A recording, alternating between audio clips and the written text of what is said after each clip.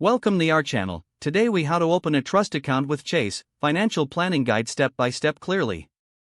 To open a trust account with Chase, begin by gathering the necessary documentation. You will need the trust documents, which outline the terms and beneficiaries. Make sure you have the employer identification number, or EIN, for the trust if applicable.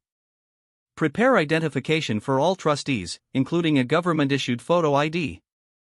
Visit the nearest Chase branch or access their website to start the application process.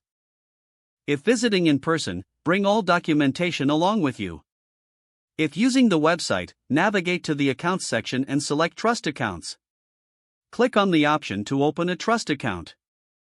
Fill out the online application form, ensuring all information is accurate.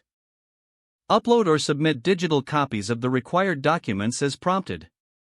Review the terms and conditions provided during the application process. Once submitted, wait for confirmation and follow any additional instructions from Chase. After approval, you will receive your account details and can begin funding the account. Monitor the account regularly to manage distributions and meet any trust obligations. Consult a financial advisor if you have questions about using the account for financial planning. Stay informed about any fees or requirements specific to trust accounts at Chase. Remember, maintaining organized records of transactions is important for trust management.